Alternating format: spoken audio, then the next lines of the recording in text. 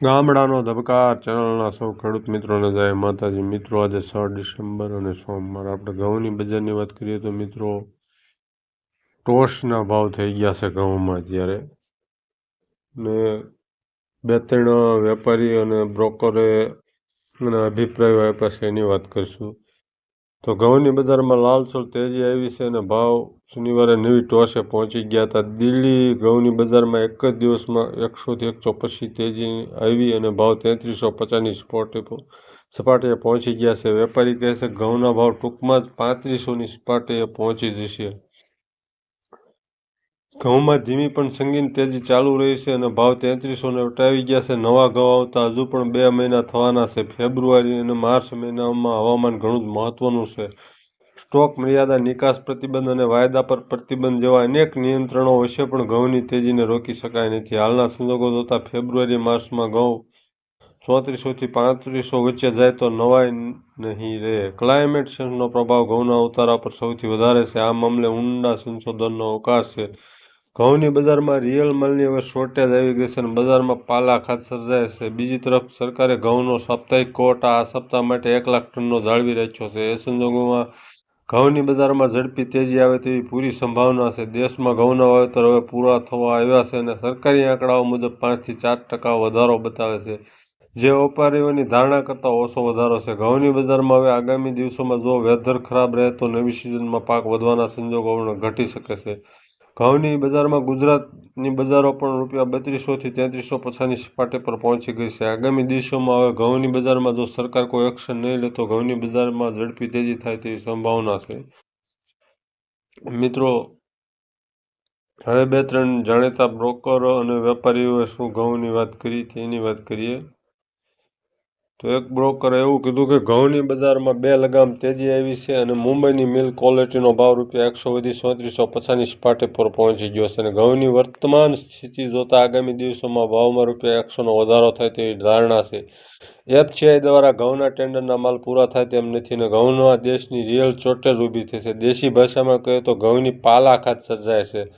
સરકાર દ્વારા આગામી દિવસોમાં કોટા વધારે તો પણ ઘઉં પીવાઈ જશે. ઘઉંનો કોટા ક્યારે વધારે એ પણ નક્કી નથી અને ઘઉંના ભાવમાં ₹100 થી 150નો વધારો થાય તેવી ધારણા છે. સિઝન પૂરી થાય ત્યાં સુધી બજારો વધતા જ રહેશે.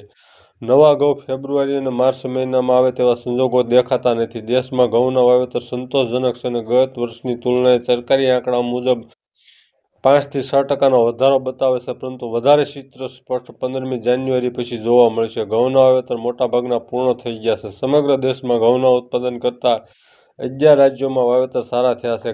ખાસ કરીને નોર્ધન બેલ્ટમાં વાવેતર સારા થયા છે. ઘઉંના વાવેતર સારા થયા એ માટે સરકાર પણ જાણી જોઈને ભાવ ઊંચા રહે તેની તરફેણમાં છે, જેને કારણે ઘઉંના વાવેતર વધ્યા છે. ઘઉંના પાક માટે અત્યાર સુધી વાતાવરણ સાનુકૂળ છે, પરંતુ આગામી દિવસોમાં હજી વેધર કેવું રહેશે તે જોવાનું રહેશે.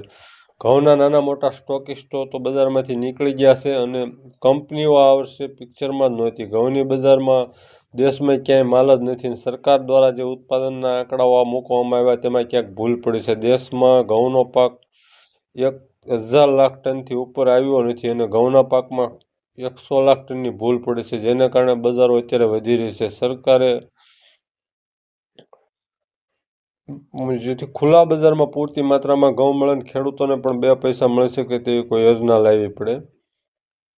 હવે બીજા એક બ્રોકરનું શું કહેવું છે તેની વાત કરીએ તો ઘઉંની બજારમાં ભાવ ઝડપથી ₹100 થી વધુ વધી ગયા છે. શનિવારે રાજસ્થાન સમગ્ર બેલ્ટમાં ભાવ વેરહાઉસ બેલ્ટના ₹3200 હતા અને મધ્યપ્રદેશમાં પણ ₹3200 અને દિલ્હી વેરહાઉસનો ભાવ 3350 થઈ ગયો હતો. ગુજરાતમાં ઘઉંના ભાવ 3280 અને યુપીમાં 3100ના ભાવ છે.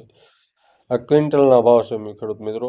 ગુજરાતમાં ઘઉંના ભાવ બીજા ₹3250 ભલે હોય, પરંતુ 500 થી 1000 ટન લેવા જાવ તો 3350ની નીચે ઘઉં મળે તેમ નથી.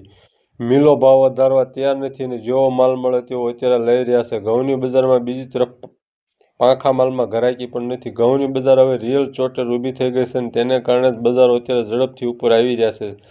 સરકાર 1 લાખ ટનનો ટેન્ડર આપી રહી છે, પરંતુ તેમાં હજી કોઈ વધારો કરે તેવા સંકેતો નથી. સરકાર પણ એવું ઈચ્છી રહી છે કે જ્યાં સુધી ઘઉંના ટેન્ડરમાં ઓછા ભાવ નહીં જાય ત્યાં સુધી સરકાર કોટો વધારે તેવી સ્થિતિમાં નથી. અને મિલો આ વાત સમજતી નથી. સાઉથમાં ₹3700 ભાવ છે અને સાઉથની મિલો જ્યારે સરકારી અધિકારીઓને મળવા ગયા તો અધિકારીઓએ ટેન્ડરમાં તમે 2700 ભાવ ભરો છો અને ખુલ્લા બજારમાં ₹3700 ભાવ છે. તો આવું કેમ ચાલે? જો મિલ ઊંચા ભાવથી લેવા તૈયાર ન હોય તો સરકાર પણ સસ્તા ઘઉં આપવા તૈયાર નથી.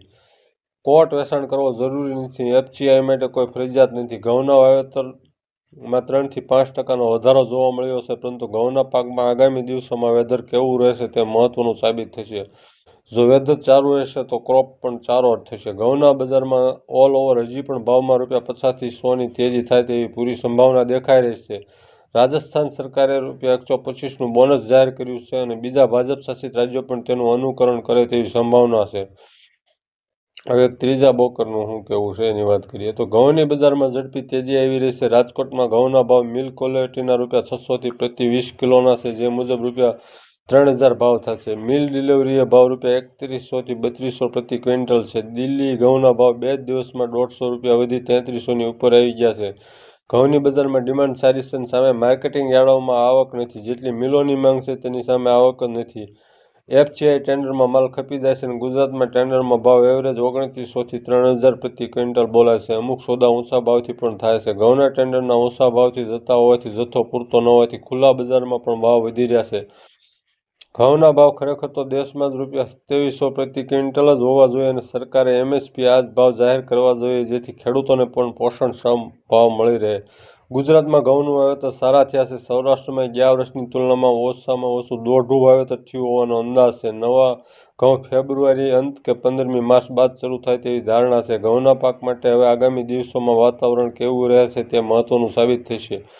ઘઉંની બજારમાં નવી સિઝન પૂર્વે ભાવમાં બે તરફી મૂવમેન્ટ આવી શકે છે. જે દિલ્હી ઘઉંમાં ₹150નો વધારો થયો તેમ ઘટશે, ત્યારે પણ બજારો ₹200 જેટલી ઝડપથી ઘટી જાય તેવી ધારણા છે. ઘઉંની બજારોમાં અત્યારે એવી સ્થિતિ છે કે ગમે ત્યારે ગમે તે થઈ શકે છે. ઘઉંના ભાવ નવી સિઝનમાં અમુક લોકો એવું માને છે કે બહુ નીચા આવી જશે, પરંતુ એવું નથી.